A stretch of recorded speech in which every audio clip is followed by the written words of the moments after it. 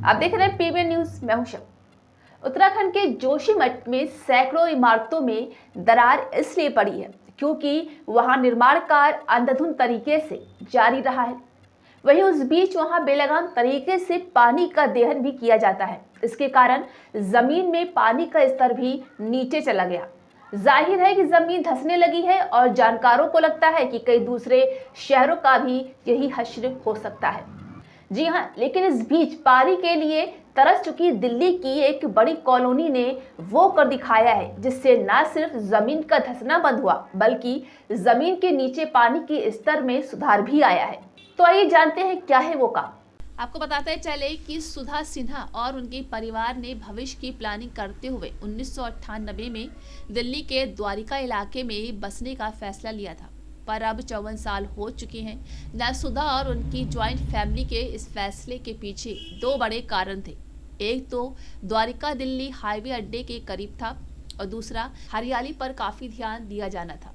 लेकिन इस परिवार की खुशी बहुत कम समय तक रही। सुधा कहती हैं कि हमें पता चला कि इलाके में सरकारी पानी की तो सप्लाई नहीं है और हमें बोरिंग से निकाले गए पानी को सुबह शाम स्टोर करना पड़ता है क्योंकि बिजली भी खूब कटती थी उन दिनों। तब आपको बताते हैं कि एक साल में द्वारिका 3.5 सेंटीमीटर क्यों धंसा है।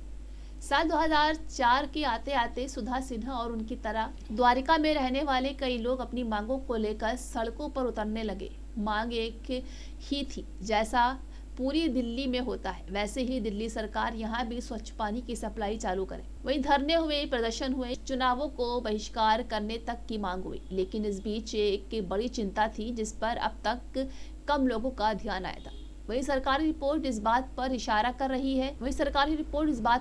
कर रही थी कि दिल्ली में जलस्तर तेजी से कम हो रहा है और इस लिस्ट में द्वारिका भी शामिल है।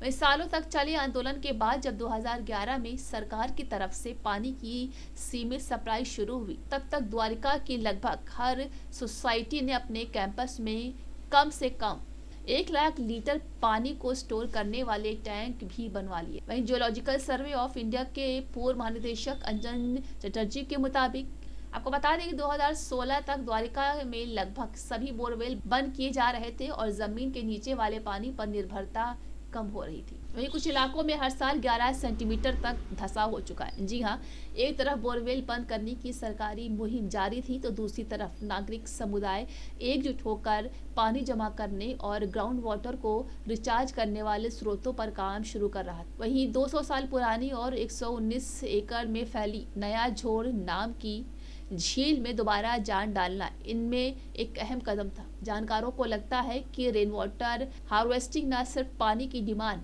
और सप्लाई के बीच की दूरी को कम कर सकती है बल्कि आम नागरिकों में पानी के इस्तेमाल को लेकर जागरूकता भी बढ़ा सकती है।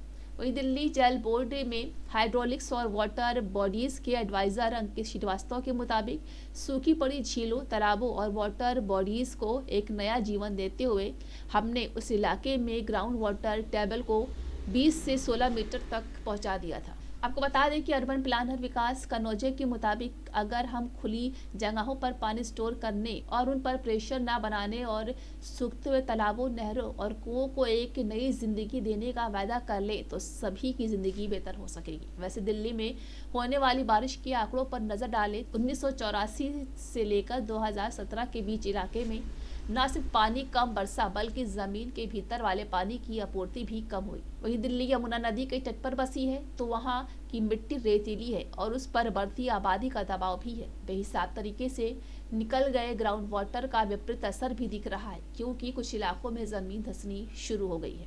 दिल्ली यमुना नदी के तट पर बसी है तो यहाँ की मिट्टी रेतीली है और उस पर बढ़ती आबादी का दबाव भी है। जहाँ बेहिसाब तरीके से निकल गए ग्राउंड वाटर का विपरीत असर भी दिख रहा है क्योंकि कुछ इलाकों में जमीन धंसनी शुरू हो चुकी है। क्योंकि भारत एक कृषि प्रधान देश है जो मौजूदा हालात में अमेरिका और चीन को मिला देने के बाद भी उनसे ज्यादा पानी जमीन से निकाल रहा है। जहां Indian institute of human settlement की डीन जगदीश कुमार स्वामी के मुताबिक भारत के कई शहरों में जमीन का धंसना इस वजह से भी देखा जा सकता है कि वहां जमीन के भीतर का पानी को निकालने की दर बारिश के पानी जमीन के अंदर जाने की दर से 2 गुनी पहुंच चुकी है। भारत के कई शहरों में जमीन का धंसना इस वजह से भी देखा जा सकता है कि वहां जमीन के भीतर से पानी को निकालने की दर बारिश के पानी जमीन के अंदर जाने की दर से 2 गुनी पहुंच सकती है।